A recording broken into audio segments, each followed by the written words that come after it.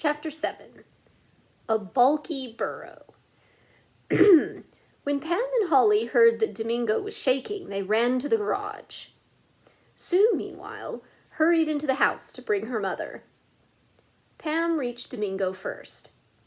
The sad-eyed burrow was huddled in the straw, shaking convulsively. "Oh, you poor thing," Pam cried, kneeling down and putting her arms around the little animal. "Are you sick?" "Maybe he has a tummy ache," Holly suggested, stroking the pet. "We'll get you some burrow medicine, Domingo. Pam, what kind of medicine do you suppose burrows take?" "I don't know. We'd better ask a horse doctor." At this moment, Mrs. Hollister rushed in with Sue. Leaning over, she felt Domingo's nose. Giving a sigh of relief, she said, "Thank goodness, he's not ill.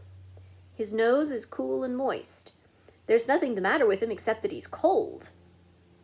She stroked the shivering animal. "He's not used to such low temperatures where he comes from." "Let's pile some blankets on him," Sue suggested.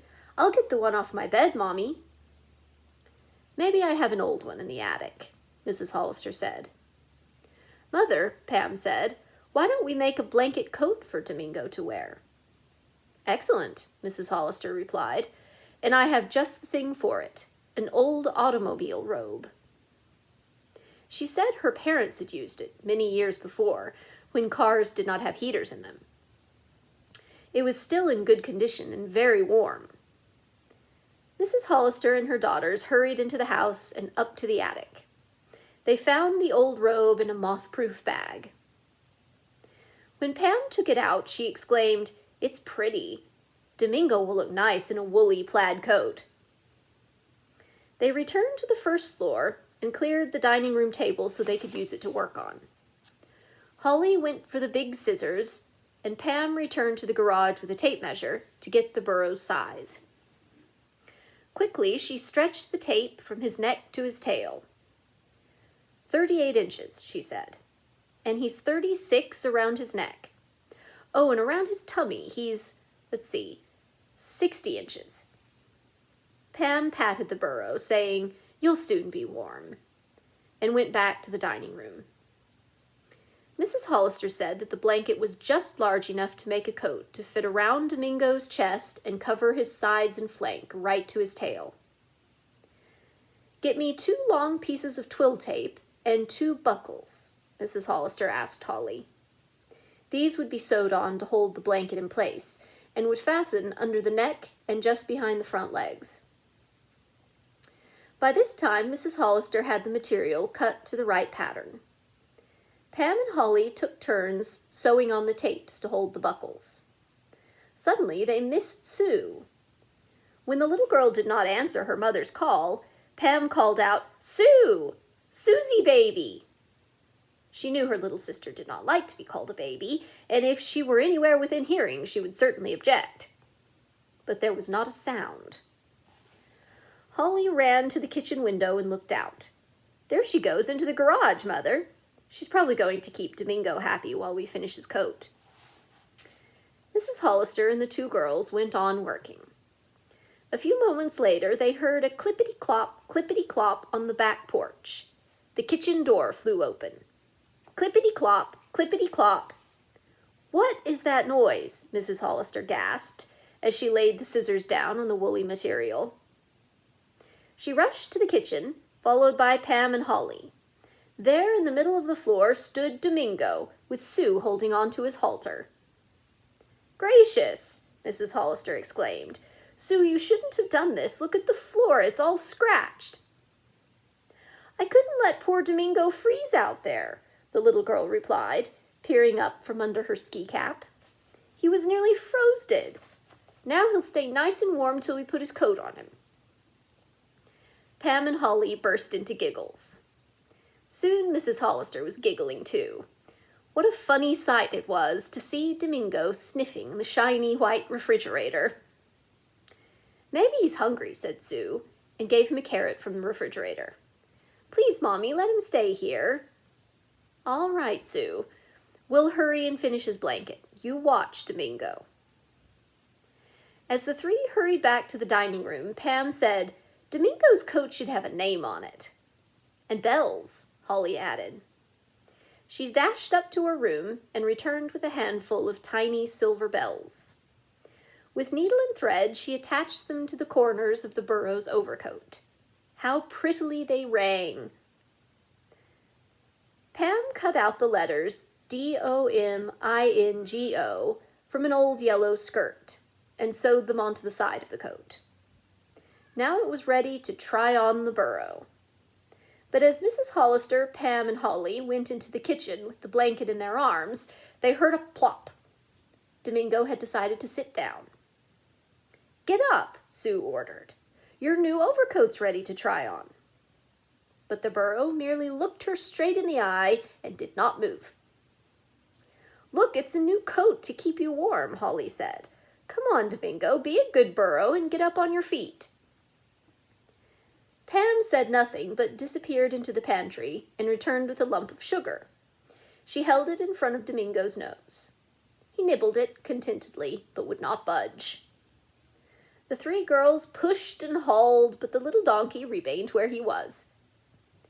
"Goodness," Mrs. Hollister said, "how are we ever going to get him out of here? It's time I started supper." Sue put her hands on her hips and wagged her head. "I guess Domingo will have to have supper with us." As Pam and Holly laughed, Ricky and Pete rushed in. "Crickets, this is crazy," Pete said, laughing. "How'd he get here?" Ricky exclaimed, wrinkling his freckled nose. Mrs. Hollister said they were trying to get the burro to stand up. "I know one thing he'll have to stand up for," Ricky said. With that, he burst into the national anthem. Pete and the Hollister girls stood at attention. The donkey did not seem to understand. He just sat. "Huh," Ricky said, scratching his head. "I know it will work," Pete spoke up and hurried out of the house. He returned in a few minutes with an automobile jack his father used to hoist the car when he changed tires on the station wagon. But every time Pete tried to get the jack underneath Domingo, it slipped on the polished linoleum. "Well," Mrs. Hollister said, heaving a sigh, "I guess we'll just have to give up." No sooner had she said this than Domingo, making a loud clatter with his hoofs, stood up. "Hooray!" Ricky shouted. "He was only teasing us," Pam said. "Come on, Mother, quick, we'll try his coat on now." The blanket overcoat was thrown across the burro's back, and Mrs. Hollister buckled it underneath. "Doesn't he look gorgeous?" Pam chuckled. "Maybe we should put him in a burro fashion show," Holly snickered. Everyone laughed. Then Mrs. Hollister said, "Suppose you boys take him back to the garage." "This way," Ricky said, taking the burro's halter. Domingo followed, and a few moments later was back in his homemade stall. The boys gave him his supper, and also fixed meat and milk for Whitenose and her family. While Mrs. Hollister began supper preparations, the girls cleaned up the dining room. By the time their father arrived home, the room was neat and the table set. Sue took her father out to show him Domingo's overcoat. "That's fine," her father remarked. When they returned to the house, he said, "My family is always doing nice things to make others happy." "Everybody should be happy, shouldn't they, Mommy?" Sue said, looking up at her mother, who was in the midst of broiling a large steak. "You not only made Domingo happy, but you made me happy today, too," Mr. Hollister went on, mysteriously. "How, Daddy?" Pam asked. Mr. Hollister said that the idea of selling toys at a low price for the gift sleigh was catching on like wildfire. "Even before the ad comes out in the newspaper," he said, "people have started coming into the store and purchasing gifts for the needy. I have a whole pile of boxes stacked in Santa's sleigh already." "Oh, goody," Holly said, clapping her hands. "But, Daddy, what will happen to them if it snows?" Mr. Hollister lifted the lid on a simmering pot of lima beans and sniffed the aroma. Yes, that's a good thought. I suppose we ought to keep something on hand to cover the gifts, just in case it should snow again before Christmas. Pete offered his camping poncho, which was in the garage. Let's put it over the gifts tonight, he said. Mr. Hollister agreed, and after supper the whole family set off in the station wagon. As they neared the store, Ricky cried out, "Yikes, look at the crowd!" People were looking up at the reindeer and chuckling over the red nose of the lead animal and the bobbing heads. Mr. Hollister parked the car.